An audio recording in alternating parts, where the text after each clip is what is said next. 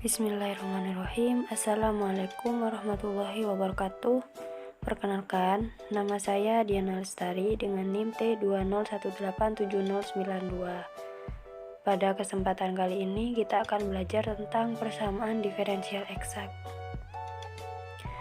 Persamaan diferensial eksak. Sebelum itu, kita harus mengingat kembali pada materi kalkulus, yaitu tentang fungsi. Dimana misalkan kita memiliki fungsi dua variabel, yaitu z sama dengan fungsi x, y sama dengan x kuadrat plus y kuadrat min 3x pangkat 3 y kuadrat min 3x kuadrat y pangkat 3 plus 6xy plus 15.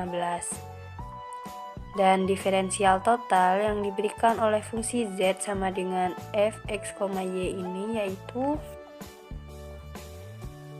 dz sama dengan parsial f x, y per parsial x dx plus parsial f x, y per parsial y dy sama dengan dalam kurung 2x min 9x kuadrat y kuadrat min 6x y pangkat 3 plus 6y dx plus dalam kurung 2y min 6x pangkat 3y min 9x kuadrat y kuadrat plus 6x dy.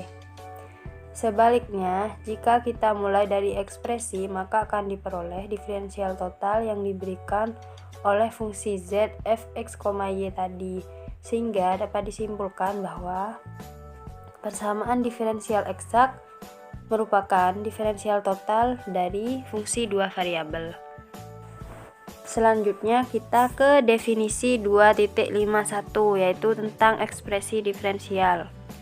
P x, y dx plus q x, y dy dinamakan sebuah diferensial eksak jika persamaan di atas telah menyatakan diferensial total dari fungsi dua variabel, yaitu P x, y sama dengan parsial per parsial x f x, y dan q x, y sama dengan parsial per parsial y f x, y.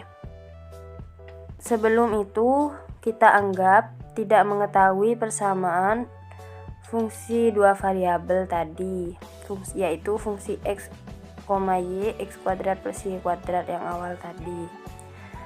Karena kita akan menguji apakah persamaan itu merupakan persamaan eksak atau tidak. Sehingga berdasarkan definisi 2.51 ini kita dapat menggunakan langkah-langkah sebagai berikut, yaitu yang pertama, kita integrasikan koefisien dari dx terhadap x dan y yang dianggap konstan, yang berarti hasil integral pada langkah pertama harus memunculkan fungsi sembarang dari y. Katakanlah itu gy sebagai konstanta integral. Kemudian yang kedua, hasil integral dari langkah pertama didiferensialkan terhadap y, di mana hasil diferensialnya harus sama dengan koefisien dy, sehingga secara matematis kita peroleh fungsi x, y sama dengan integral dalam kurung 2x min 9x kuadrat y kuadrat min 6x y pangkat 3 plus 6y dx plus dy sama dengan x kuadrat min 3x pangkat 3 y kuadrat min 3x kuadrat y pangkat 3 plus 6xy plus gy.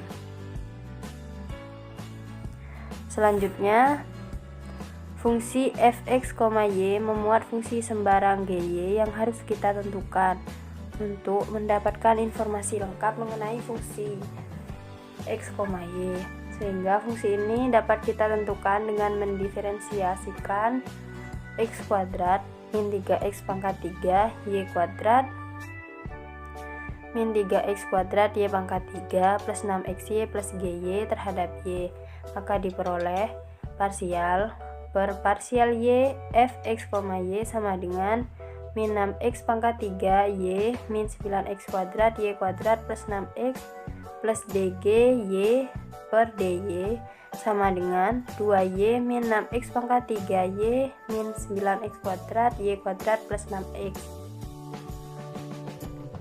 Dan terakhir kita integrasikan hasil langkah kedua terhadap Y untuk memperoleh YY, sehingga diperoleh GY sama dengan integral 2Y dy sama dengan Y kuadrat plus C.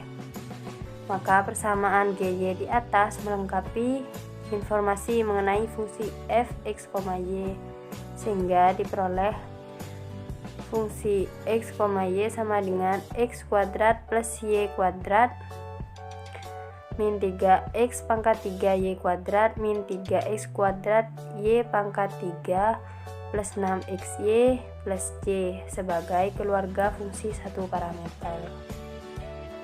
Contoh, tunjukkan bahwa persamaan cos y dx min x sin y min y kuadrat dy sama dengan 0 adalah eksak dan tentukan keluarga satu parameter penyelesaiannya yaitu dengan menggunakan teorema 2.5 yaitu px, y sama dengan cos y dan ki x, y sama dengan min x sin y kuadrat.